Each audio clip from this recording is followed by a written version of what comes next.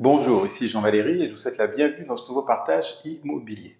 Alors cette vidéo va être un peu particulière, cette vidéo va être le prolongement de la vidéo précédente. Il y a quelques jours, j'ai publié une vidéo qui s'intitule «Pourquoi j'ai vendu mes immeubles de rapport?» et suite à cette vidéo, j'ai eu pas mal de commentaires, j'ai eu beaucoup de questions. Donc dans cette nouvelle vidéo, eh ben, j'ai décidé donc de choisir, j'ai sélectionné quelques questions, les questions qui revenaient le plus, et je vais y répondre pour pouvoir partager mes réponses à toute la communauté.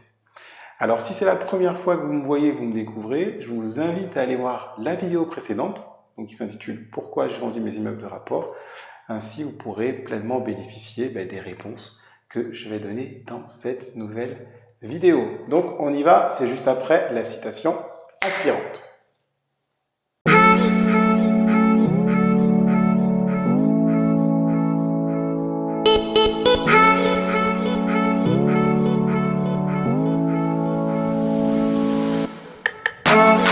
Alors, comme d'habitude, avant que j'attaque les questions, si vous ne l'avez pas encore fait, je vous invite à cliquer sur le bouton s'abonner sur la vidéo ou en dessous de la vidéo pour pouvoir être averti lorsque je publierai une prochaine vidéo. Et je vous invite également à cliquer sur un lien dans la description pour télécharger vos cadeaux de bienvenue, qui sont mon étude de cas 2 immeubles en 3 mois et mon e-book qui s'intitule Les 10 commandements de l'investisseur à succès. Alors, allons-y pour les questions. Première question de Anissé Onvo, mon cher Anissé. Alors, qui me met « Hey, hey, cool de te revoir ». Pas de passage, j'espère. Alors, mon cher Anissé, non, ce ne sera pas un passage éclair. J'ai bien l'intention de continuer de publier des vidéos. Alors, je vais essayer d'en publier au moins une par semaine. Et ma publication se fera le dimanche matin, parce que j'aime bien publier à ce moment-là. Donc, rassure-toi, tu me verras plus souvent, au moins une fois par semaine. Autre question de Jérémy, de Stratégie des immeubles de rapport. Pourquoi ne pas avoir vendu l'immeuble à la découpe? Eh bien, Jérémy, c'est une très bonne question, mais moi, très sincèrement, c'est une option en fait, que je n'avais pas envisagée. Je m'étais juste dit, tiens, ça serait bien que j'entame l'année 2019 en ayant vendu les immeubles et voire en ayant démarré un nouveau projet. Donc, c'est quelque chose que je n'avais pas du tout envisagé. Cela dit, ta question reste très pertinente, donc je garde cette option éventuellement pour un prochain investissement, un prochain immeuble. Je garde cette option. Autre question de Mary Gagnol. Comment vendre un immeuble quand il y a des soucis sans les mettre en avant? Et quels ont été les problèmes qui t'ont amené à vendre à perte le deuxième immeuble? Alors, pour ta première question, comment vendre un immeuble qui a des soucis sans les mettre en avant? Alors, si tu vends un immeuble qui a des soucis, moi je te conseillerais deux choses. Soit tu règles les soucis toi-même, s'il y a des travaux à refaire, que tu as de la trésorerie pour le faire, tu le règles, tu remets l'immeuble carré et tu le vends. Soit, si tu ne veux pas refaire des travaux et tu ne veux pas régler les soucis, tu te renseignes, tu demandes des devis pour savoir qu'est-ce qu'il faudrait, combien coûterait le prix pour pouvoir régler les soucis. Et lorsque tu vends ton immeuble, tu peux dire, ben voilà, il y a tel souci, mais cela dit, voici les devis pour régler ces soucis-là. Donc moi, ça c'est ma philosophie. Parce que je pense que si tu vends un immeuble avec des soucis et que tu ne veux pas les mettre en avant, ben, le risque c'est que l'acheteur potentiel il soit intéressé tant qu'il n'ait pas vu les soucis et le jour où il voit les soucis, ben voilà, il est un peu rebuté. Donc moi je te conseillerais plutôt de fonctionner d'abord de pas forcément cacher les soucis. Bon, c'est mon avis. Deuxième question, quels ont été les problèmes qui t'ont amené à vendre à perte le deuxième? Moi, c'est vraiment principalement les impôts. Par rapport au régime fiscal, comme je savais que j'étais en nom propre, je savais que j'allais vraiment casquer. Déjà cette année, j'ai déjà commencé à ressentir les effets. Donc, pour moi, c'était la priorité, vendre les immeubles pour pouvoir vraiment enlever ce régime fiscal-là et recommencer à investir avec un autre type de régime. Mais il n'y avait pas que ça, il y avait aussi le fait qu'une partie du pôle universitaire aussi s'était délocalisée. Donc je me suis dit, tiens, ça veut dire qu'à terme, il n'y aura peut-être plus d'étudiants là où il y a cet immeuble. Donc ça a beaucoup joué. Et ensuite, sachant que je savais que j'allais faire et que j'ai fait une plus-value avec le premier immeuble, Donc du coup, vendre le deuxième en perdant une partie, j'avoue que sur le coup, ça m'a pas forcément trop gêné. Je me suis dit, mieux vaut que je m'en sépare, je m'en débarrasse assez rapidement, quitte à essuyer la perte parce que j'ai fait un gain dans un premier temps, plutôt que j'essaye de garder l'immeuble et puis encore subir le régime fiscal que j'avais choisi au départ. Autre question de Médéric Lambion. Donc, si je comprends bien, le gros souci, c'est que tu aurais dû investir en SCI à l'IS ou t'arranger avec les locataires pour faire du meublé. Oui, c'est une façon de voir les choses, mais maintenant, quand j'ai choisi le régime fiscal en nom propre, quand j'ai acheté les immeubles, je l'ai fait aussi en toute connaissance de cause. Je savais très bien comment j'allais être imposé. Je savais que j'avais du déficit foncier à faire valoir parce que j'avais fait faire quelques travaux. Donc je savais que j'en avais pour quelques années à ne pas payer d'impôts, mais qu'au bout d'un moment, soit il fallait que je remette la main au portefeuille pour refaire des travaux, ou alors soit il fallait que je vende les immeubles. Donc là, je suis arrivé au point où il fallait que je vende les immeubles. Autre question de Moussa DRSS. Bonjour Jean, merci pour cette vidéo. Mais comment tu as réglé le taux d'intérêt resté à payer avec la banque? Oui, je crois que tu voulais dire comment j'ai fait pour régler ce qui restait à payer à la banque. Et tu me dis merci, j'espère que ma question sera prise en compte. Bonne journée.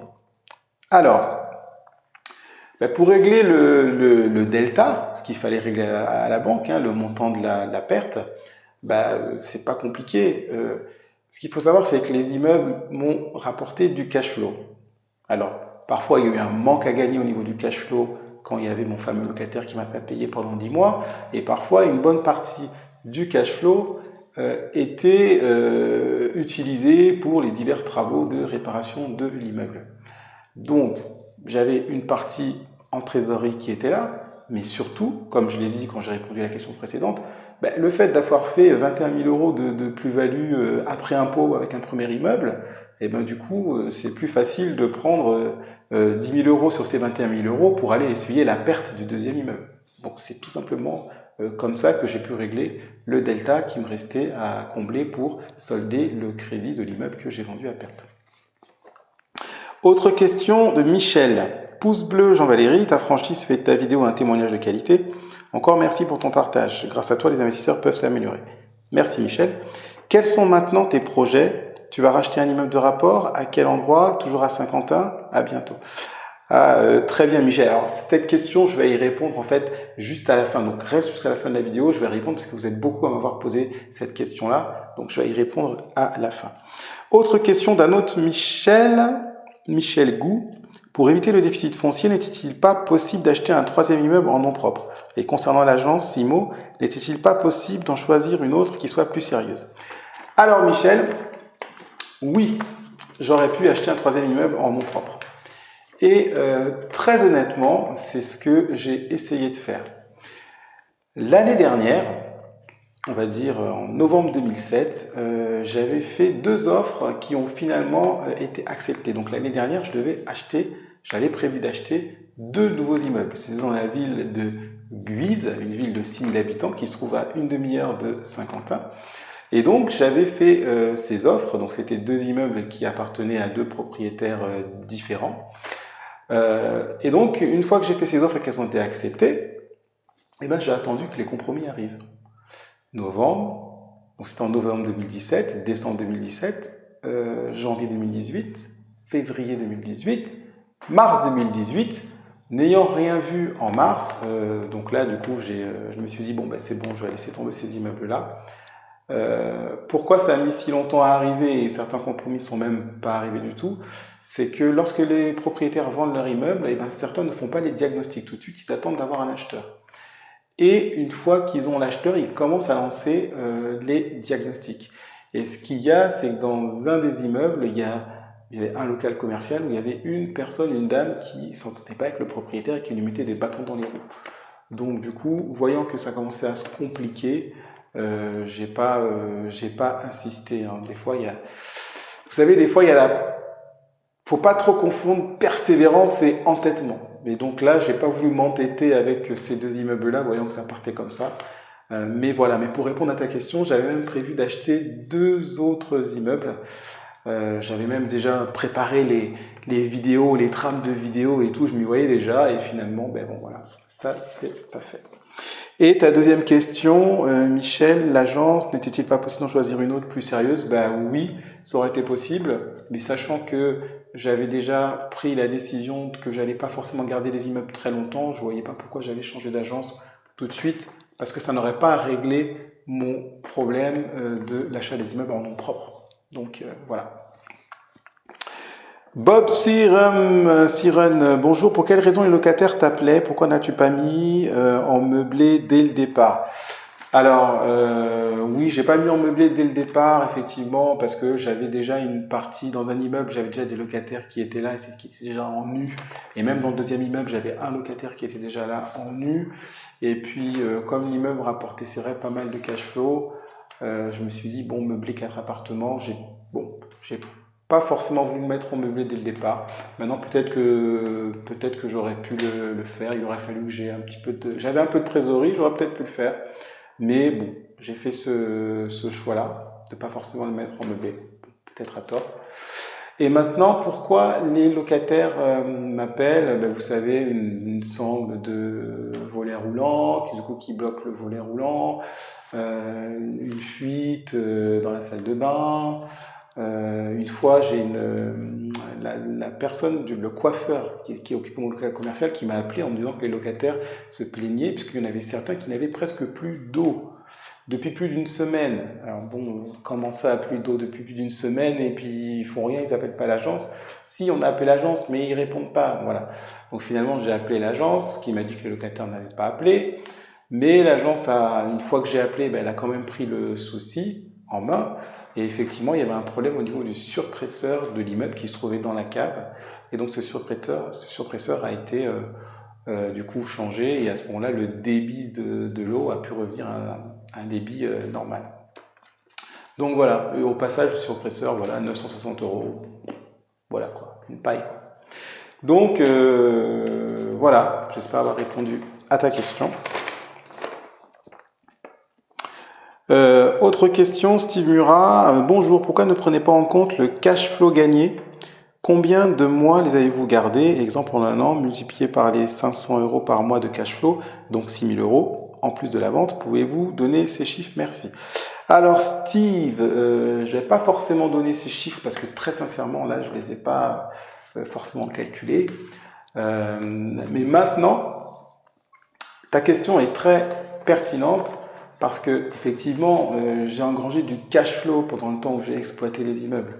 Donc, en fait, la perte que j'ai essuyée, elle est peut-être un peu moindre si je compte le cash flow que j'ai perçu. Maintenant, dans le cash flow que j'ai perçu, j'ai eu aussi une partie de manque à gagner. Mais effectivement, cela dit, ta question est très pertinente et si j'ai le temps de faire les calculs dans les prochains jours, je te répondrai directement dans la vidéo.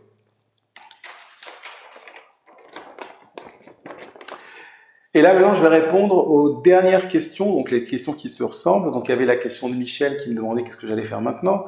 Il y a Tony Montana qui me dit « Merci pour ton retour et ton honnêteté sur ton expérience. Regardons le futur. La question est désormais, que vas-tu faire maintenant en termes d'investissement ?» Tony GS Lutte qui me dit « Au final, tu es gagnant, tu t'en sors bien. Est-ce que tu continues ?» Sandro Villiers qui me dit « Coucou, du coup, c'est quoi tes autres projets? On veut savoir. » Et Florian Fur qui me dit « Donc, tu arrêtes l'immobilier, c'est dommage. » Eh bien, pour vous répondre, par exemple pour Florian qui me dit tu arrêtes l'immobilier, c'est dommage, eh bien non, non et non, je n'arrête pas l'immobilier. L'expérience que j'ai eue, je suis content de l'avoir eue. Il y a eu des plus, il y a eu des moins, j'ai gagné de l'argent, j'ai eu des manques à gagner, j'ai perdu de l'argent, oui, mais c'est pas quelque chose qui m'a mis dans la extrême galère financière. L'immobilier reste un pilier vraiment important pour développer ses sources de revenus. Donc non, je n'arrête pas l'immobilier.